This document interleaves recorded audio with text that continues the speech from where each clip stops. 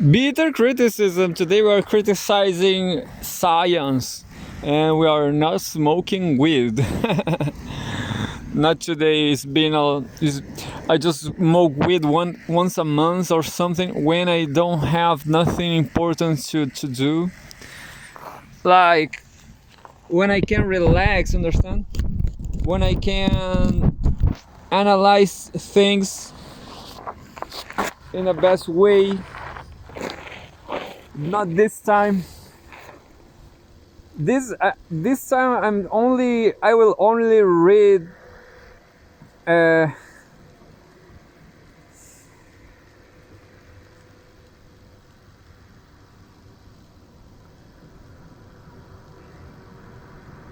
let's read some science. This rainy day, this day is kind of raining. You know, as usual about science, I'm just chilling on Facebook, and then Facebook shows me a lot of sponsor news from life science, let's say archaeology, life science. Look,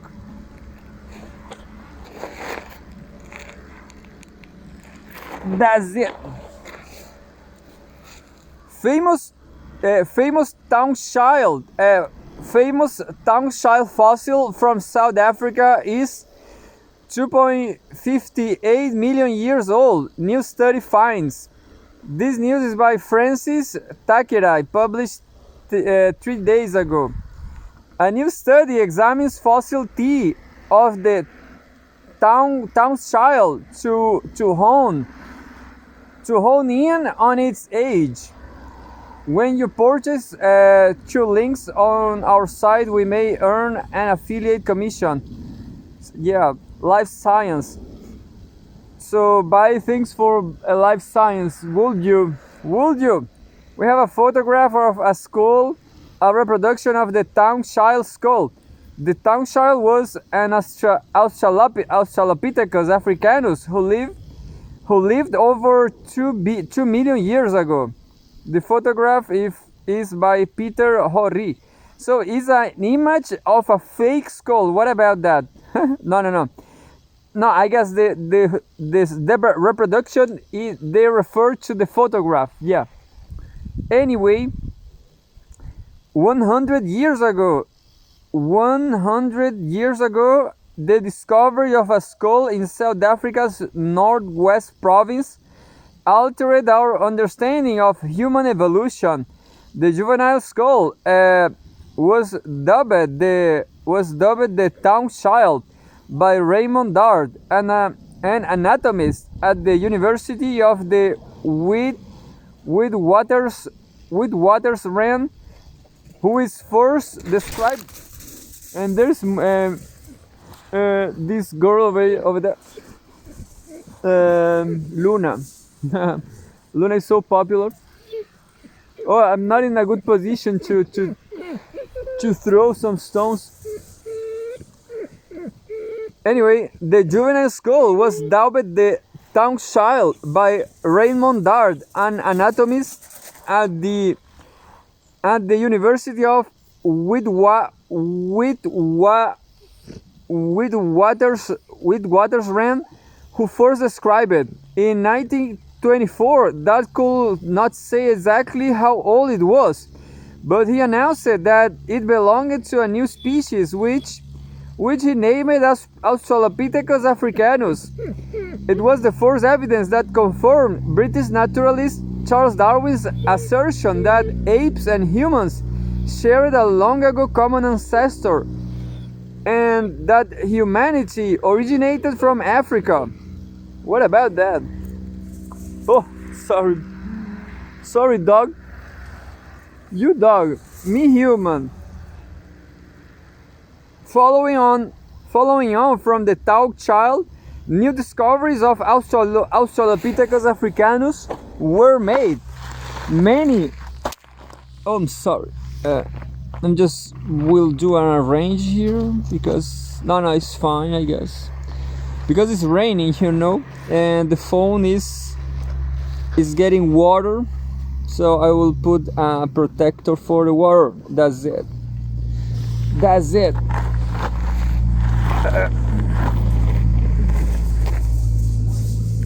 Following on from the town child, new discoveries of Australopithecus africanus were made. Many of Sterkfontein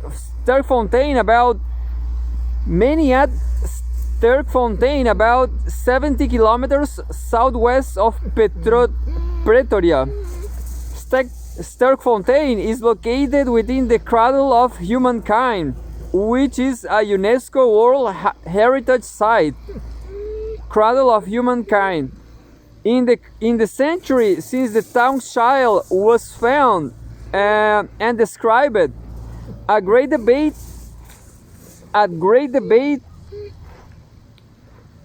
has developed about the geological ages of the Australopithecus fossils found at Sterkfontein, as well as those from town and a third site, Makapansgat. Much of the controversy is centered on Sterkfontein. Some researchers put the ages of fossils from a particular area called Member 4 at between 3.4 million and $3.7 million years, $3.7 million old. Others estimate that those fossils are much younger, dating back to between 2 million and 2.6 million years. The differences arise from the dating methods used by opposing teams. Each has published articles rejecting the other's methods. Now the controversy may be a step closer to resolution. With my colleague Sue Dykes, who sadly passed away in 2019, I have used a different approach, applied directly to the fossil teeth of hominids, distant relatives of humankind, to estimate the Sterkfontein Australopithecus fossils. The Sterkfontein Australopithecus fossils ages. Our results for Member 4 suggest that the fossils range in age between about 2 million and 3.5 million years. This spans a period wider than previously thought, encompassing the ages estimated by the opposing teams. Our method also allowed us to date the town child to 2.58 million years ago. We believe our method is accurate, but there will no doubt be other studies using other methods. We are dealing with a question that's vested scientists for decades, and the question definitely say when these ancient members of our family tree existed in South Africa will continue. One issue that hangs on the answer is the identification of the region from which our genus Homo originated. Was it in South Africa or East Africa or East Africa, from an ancestral Australopithecine species? Yeah, nobody knows. Varying methods. Our reasons is being difficult to accurately date the Sterkfontein Australopithecus is that the initial discoveries were made in the course of mining for limestone using dynamite. That means the context of the fossils was lost. However, at Sterkfontein and elsewhere in South Africa, fossils have been found of animal species also found in East Africa.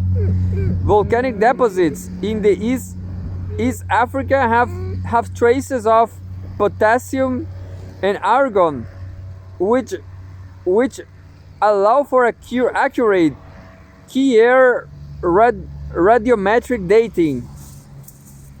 Unfortunately, active volcanoes did not occur in South Africa in the period of concern between 2 million and 5 million years ago, but comparison, comparisons can be made between fossils of species from the two areas, including bovids, antelope such as wildebeest, hartebeest, and kudu, sweets such as warthogs and monkeys, as well as gelada baboons.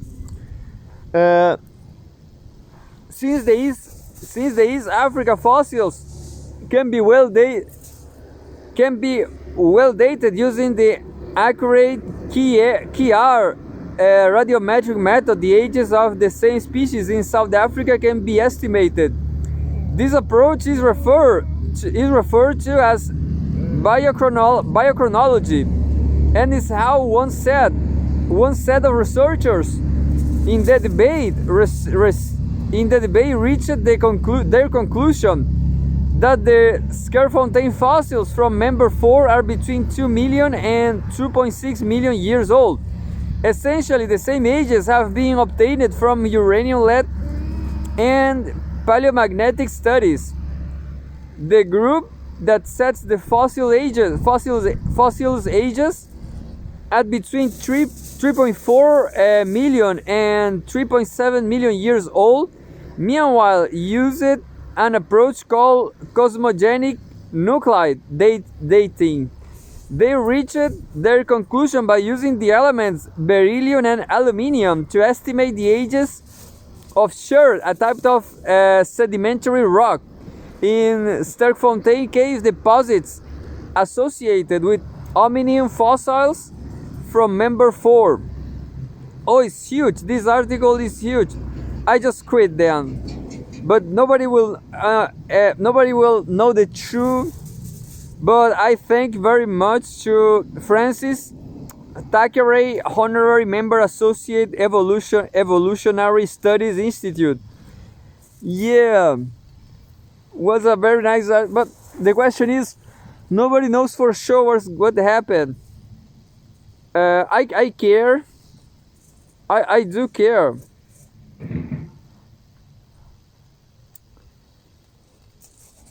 But there's more. There's more news from Life Science.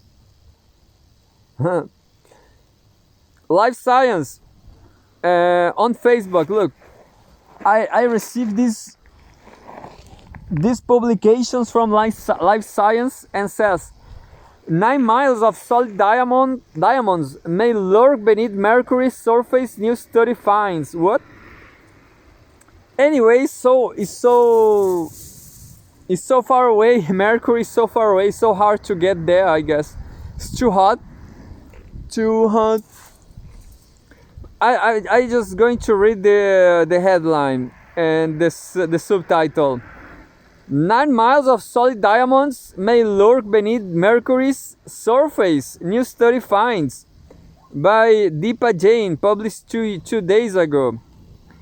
New simulations suggest that a 9-mile thick layer of diamonds may lurk below the surface of Mercury. The gems almost certainly cannot be mined from blind, but they may help solve some of the planet's biggest mysteries. Oh, such a good journalist. That teased me. What is the mystery? I'm so teasy now. I'm so teased.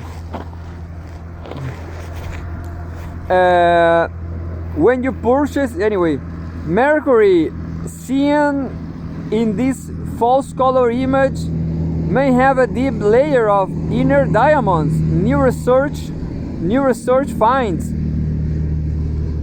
Mercury may have a thick layer of diamonds hundreds of miles below its surface, a new study shows. The findings, published June 14 in the journal Nature Communications, may help solve mysteries about the planet's composition and peculiar magnetic field.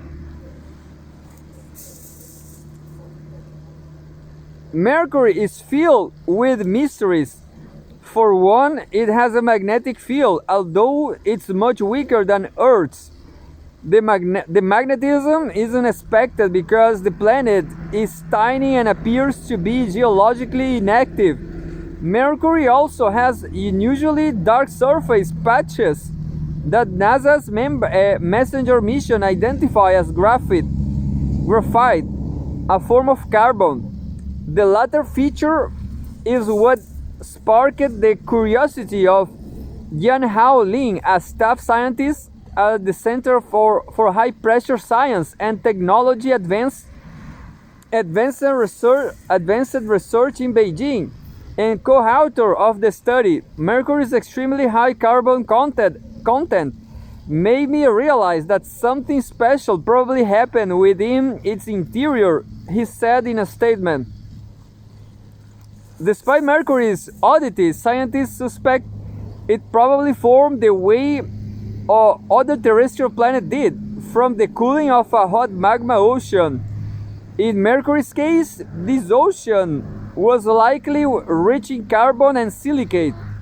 Force metals coagulated with it, forming a central core, while the remaining magma crystallized into the planet's middle mantle and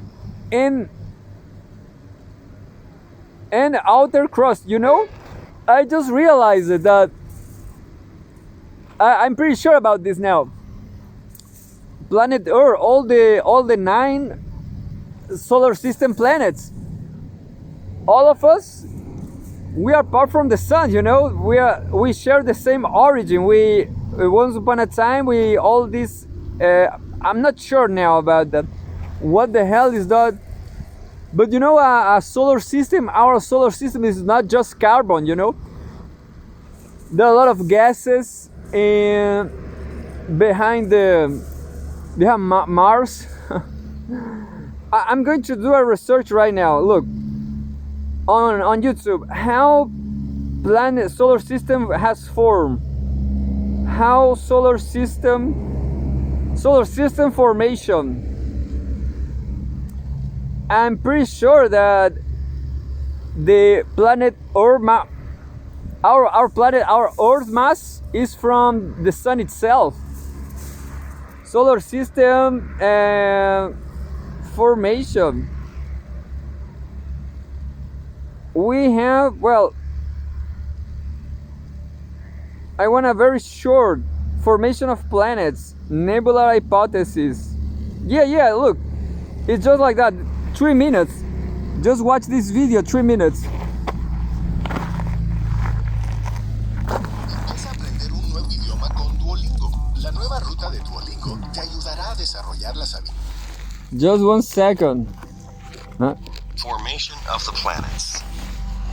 The universe comprises countless galaxies, each one containing numerous stars. Around some of those stars, there are planets, just like those that orbit our own star, the Sun. The nebular hypothesis is the most widely accepted explanation for how the Sun and planets in the solar system may have formed. When our solar system was first created, all that was thought to have existed was a cold, spinning cloud of gas called the solar nebula. The nebula resulted from an uneven distribution of gases throughout the universe. As the gravitational pull began to condense the gas toward the center, the speed of the rotation increased. So, This caused the cloud. the solar nebula, this is the hypothesis, but it's just what I said, it's just gas, all this carbon, all this matter, these dogs, everything. Eventually, the gas warmed. Long time ago, As all the these gas all these dogs, they were gas, you know. increased, and as a result, temperature continued to rise. A ball of And that's it, the nebular hypothesis. accretion disk We are all gas, Mursi. also You gas. So remember, next time you fart away, you remember, oh, this is just gas. I'm gas. We always being gas. Despite Mercury's oddity, scientists suspect it probably formed the way other terrestrial planets did, from the cooling of a hot magma ocean that before were gas. In Mercury's case, this ocean was likely rich in carbon and silicate, force metals coagulated within it, forming a central core, while the remaining magma crystallized into the planet's middle mantle and outer crust. For years, researchers thought the mantle's temperature and pressure were just high enough for carbon to form graphite, which, being lighter than the mantle, floated to the surface. But 2019 studies suggested that Mercury's mantle may be 80 miles, 50 kilometers deeper than previously thought.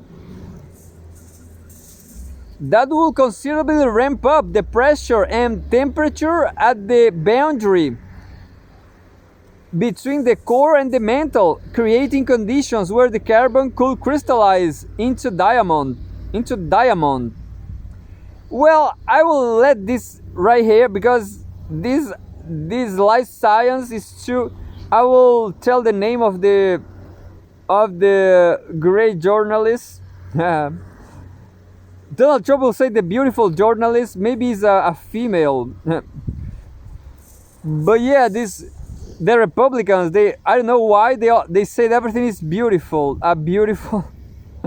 They always saying beautiful. Jepa Jane, not so beautiful. Jepa Jane, a freelance science writer from Bengaluru, India. So I'm sorry, this is just my opinion. CNBC, 104 years old Virginia Oliver is setting sail this year to continue doing the job. I'm not sure if I'm going to read CNBC. I will, but this is just garbage, you know. No, it's not garbage, but 104-year-old has been catching lobsters for more than 90 years. I'm not going to retire. CNBC on Facebook. Somehow, I got a lot of news like this from Facebook, and I'm gonna read this time this one.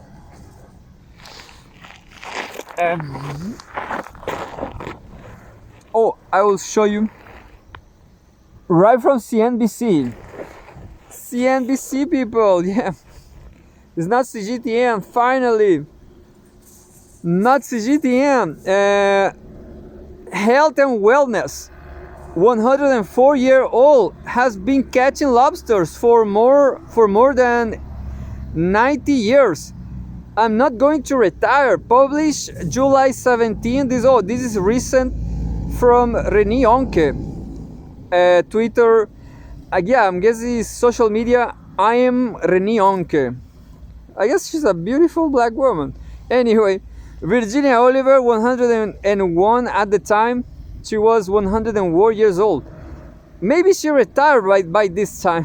Who knows?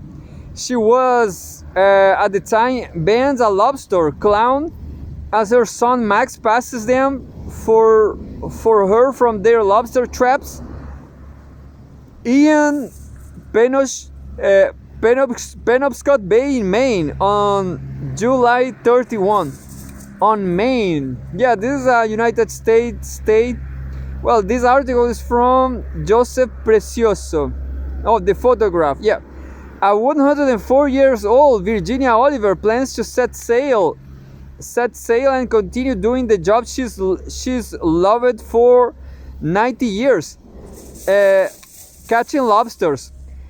Oliver, known in Maine as the Lobster Lady, renewed her commercial lobster license just in time for the lobster catching season, according to today.com. Quote, I've been lobstering on and off.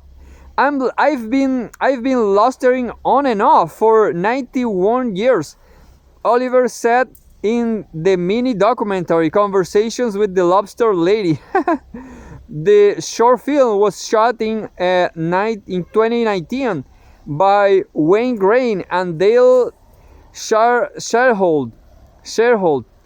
Since then, Oliver's continued lobstering. I like to do it, she said. During good weather days in peak season, which spans from June to October, Oliver goes out on her boat, Virginia named after herself, to catch lobsters with the 81-year-old son. Oh, her son is also very old, like Biden. With her 81-year-old son Maxwell, the pair made the trip 3 times a week. Quote, "I don't want to go 5 days," Oliver said. "That's a regular job, and I don't need that." But Oliver does stick to a daily routine of waking up early than most people. Quote, "That's my daily thing. 4:45 a.m. in the morning I get up," she said in the film. "But if you're going out to haul, I usually get up at 2:45 a.m. What the hell? 3 a.m. Oliver preps the bait bags for the lobster trap. The bait. Yeah. The bait for the lobster traps, and after her son hauls the lobsters, she measures them to make sure they are large enough. If they don't meet the size requirements, she tosses them back into the water. She even gets dolled up before her trips to the boat. "I always wear earrings to hold." Look, this is a funny photograph. She's throwing a lobster back to the sea. Look. Do you saw that? Well, that's it.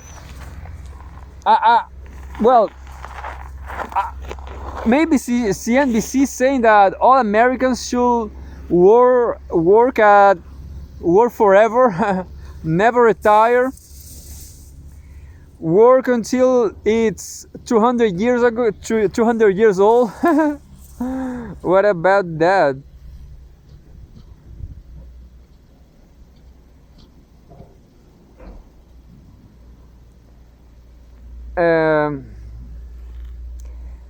Next one.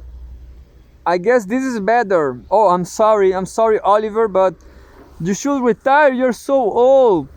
When you're going to see the Milano in Italy? When you're going to Barcelona? Huh? Well, we have also a lot of sponsor news.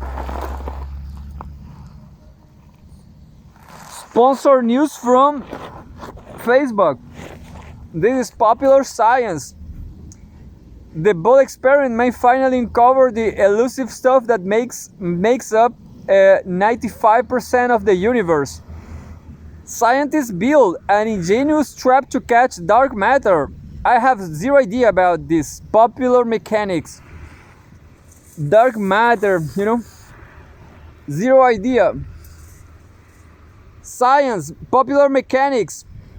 Scientists build an ingenious trap to catch dark matter. We are about to see if it works. The Bull experiment may finally uncover the elusive stuff that makes up 95% of the universe. Dark matter. 95% of the universe. That's a lot. Didn't knew that. By Darren Off, published June 24, 2024, 11:43 a.m. Although dark matter and dark energy make up an estimated 95% of matter in the universe, scientists have never observed them directly. A new study experiment underway at the University of Nottingham aims to create a dark matter trap that attempts to study domain walls or dark walls. according to the theory of scalar fields. Scalar fields. Zero idea about that. I have zero idea about that. The experiment took up to 3 years to complete, and the scientists hope to have results within a year. The standard model of physics is our best bet on describing how well everything works, thanks to major upgrades from Albert Einstein's general theory of relativity to the discovery of the Higgs boson. The model does not wonder when describing the universe in which we reside, that is, except for dark matter and dark energy. So a very nihilistic a very nihilistic program. We are talking about the solar universe working forever. And now dark matter.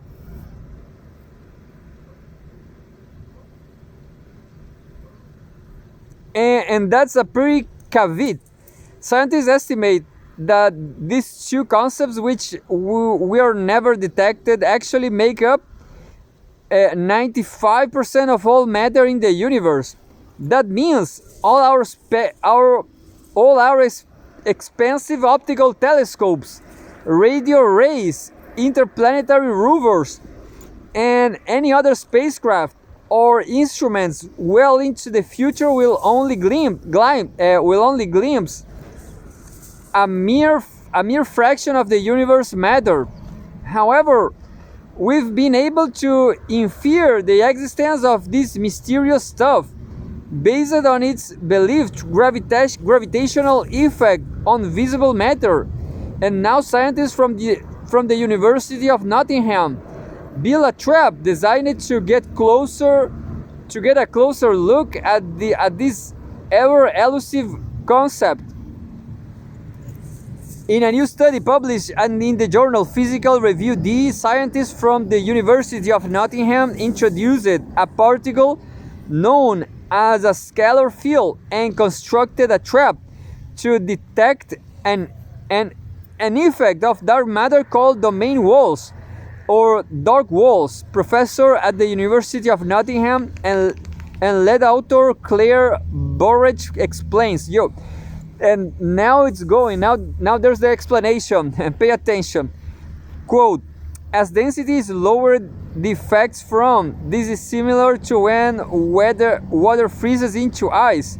Water molecules are random, and when they freeze, you get a crystal structure with molecules lined up at random, with some lined up one way and some another, and this creates fault lines.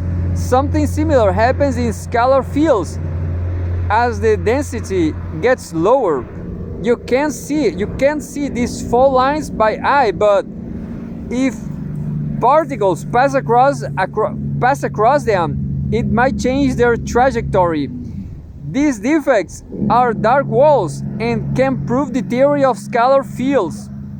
Basically, if these designed traps could detect the dark wall, it would provide major evidence of the theory of scalar fields. I'll quit this article. Yeah, no, who knows? I'm going to. It's very interesting, but I'm not getting nothing from this. Not understanding. Provide major evidence of the theory of scalar fields. To set up this experiment, the team created 3D printed vessels specifically designed to trap dark walls. According to theoretical calculations, to spring the trap, scientists will cool down lithium atoms to near absolute zero using laser photons and place them in a special vacuum that mimics a change in density, as Burridge describes. If all this go according to plan, these fault lines within scalar fields should be trapped in the experiment. Oh, I hope so. The 3D printed vessels we are using at the vacuum chamber have been constructed using theoretical calculations of dark walls. This was created. This has created what we believe it to be the ideal shape, structure, and texture to trap the dark matter. University of Nottingham's Lucia Hackers-Muller, who designed the experiment, said in a press statement, to successfully demonstrate that dark walls have been trapped, we will let a cold atom cool past through those walls. This entire experiment took 3 years to build, and the team hopes to have results from the elaborately designed trap within the year. Of course, it's also possible that no dark walls appeared at all. However, in the world of science, either outcome pushes our understanding of the mysterious forces that form the foundation of the known universe, because discovering that dark matter and dark energy isn't easy, and dark energy isn't what is it, what isn't, yeah, because discovering what dark matter and dark energy isn't can also be immensely valuable. Yeah. Oh yeah, I understood what they are not, is dark matter, who knows, dark matter, maybe it's the nihilism itself. Dark matter is the nihilism itself. So yeah, philosophy is better than science. No, but you should keep doing this science, because people spend a lot of money in guns, in nuclear weapons and stuff, HIMARS and so on, ATACMS, HIMARS, ATACMS, Tomahawks. I'm going to research about this stuff. Yeah, that will be my next research right now. I guess there should be a YouTube video about missiles, because all these missiles are too hell expensive, and nobody cares about dark matter. So dark matter sounds more peaceful, sounds more peaceful than ATACMS, HIMARS, Tomahawks, types of missiles. Type of missiles: HIMARS,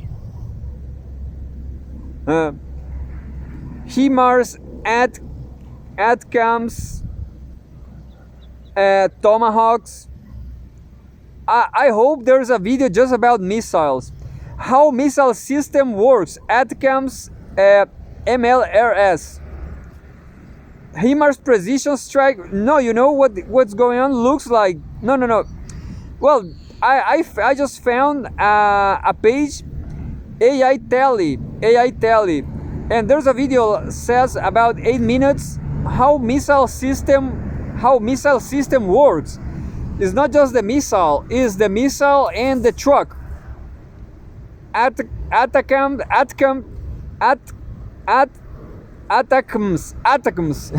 It's not Atacama, Chile, Atacama is innocent. Atacama. And then we have HIMARS. How it works. PRSM. HIMARS precision strike missile, how it works. So I hope one day there's no more missiles. Oh, now we have the video I was looking for at the bus. Look, the bus. Well, this is also science,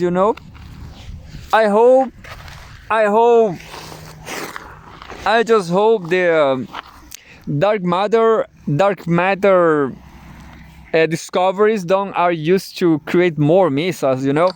We are sick of missiles. Right here in Chile, we are paying a hell expensive electricity accounts. People are afraid that I will destroy this tower over there, but I will not. You know, I just disconnected my freezer. I have no freezer anymore. What about that? I just connected during the day, a few hours. That's life in neoliberalism, global south. Sucks. We don't have a freezer.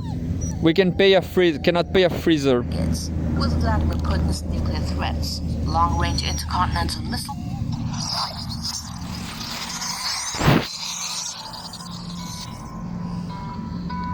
With only a few hypersonic weapons in the world ready for combat, conventional missiles still rule the battlefield. Smaller rockets have proven vital in Ukraine's defense against Russia. Meanwhile, Russia has used a large number of conventional missiles to launch lethal strikes on civilian targets. With Vladimir Putin's nuclear threats, long-range intercontinental missiles and their megaton bombs are as important and deadly today as they've ever been. Number 1. Kinzhal. Russia was the first to launch a hypersonic missile, the Kinzhal, from a MiG-31 fighter plane earlier this year. The Kinzhal is a modified version of the country's Iskander, a ground-launched ballistic missile, but it has updated aerodynamics and navigation technologies that allow it to maneuver more freely. The Kinzhal can avoid air defenses, notably the U.S. Patriot surface-to-air missile, because of its sophisticated tail section and rudders. Move on. I want to Kinzhal may see it. carry either a Well, conventional this video is payload too weighing long. 1,100 pounds or a nuclear weapon weighing, also known as scramjet, which can achieve speeds up to Mach 9. In contrast, and Russia's hypersonic Russia missiles again. is Oh no, build the United weapons that can States. strike land targets quickly. ARRW. What about the HIMARS? Well, I'm pretty ignorant. 18-foot missile Atacams, fired from yeah. the same high-mobility artillery rocket system rocket launchers that the Atacams. U.S. has been supplying. A vehicle which attaches to a conventional ballistic And then targets like Russian drone bases in Crimea. At number 5, the Avant-Garde. According Avant-Garde. to the deputy head of Russia's Security You know, I get Council, excited. if Russia I'm uses sorry, but I nuclear get weapons excited. in Well, its fight looks against like Ukraine, Russia is they winning will this most likely war. deliver And a now it's time for country's first hypersonic missile, for the my Avant-Garde. yoga, my humble yoga.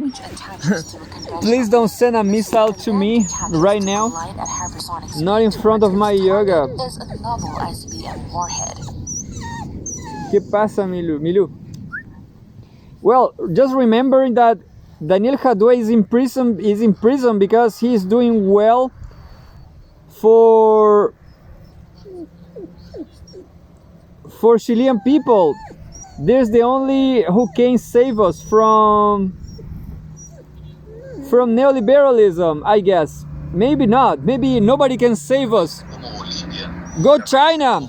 But Daniel Jadue is in prison. Free Daniel Jadue!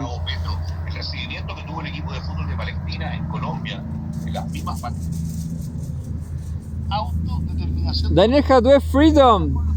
Free Daniel Jadue!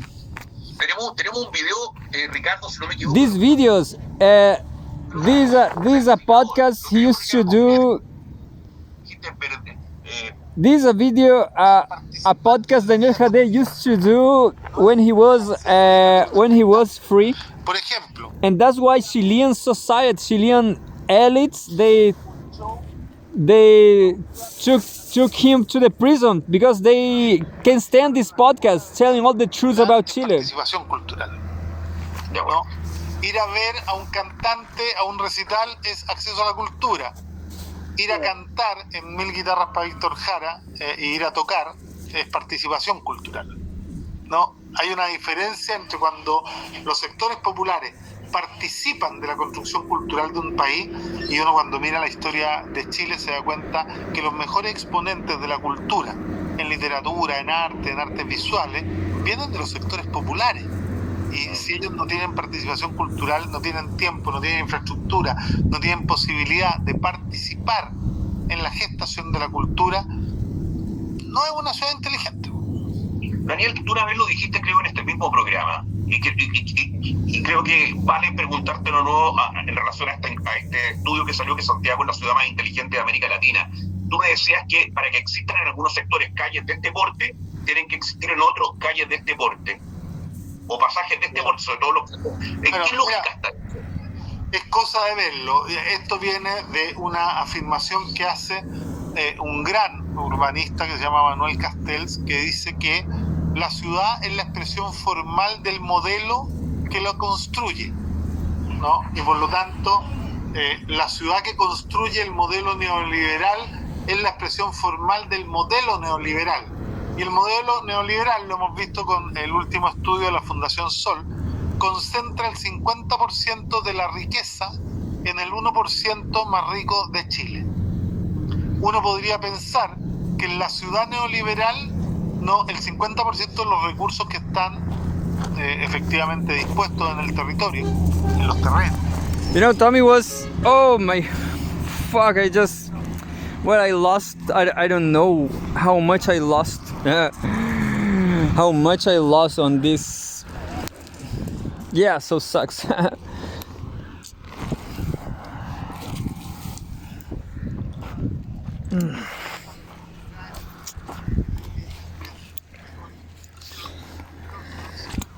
That's it. I will study what happened here. I will see what happened.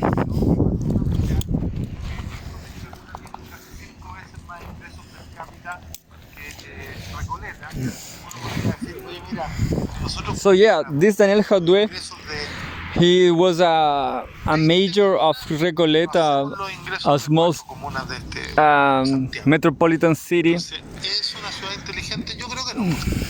And well, he's in prison just because of being communist in Chile. But you know, yeah, you know, I guess South America will cripple on civil war, I guess. Maybe that will be funny. That will be, and well, I guess now the people will win all the battles against capital, because we have a lot of cell phones and we can go whatever the action is happening with our stupid dogs.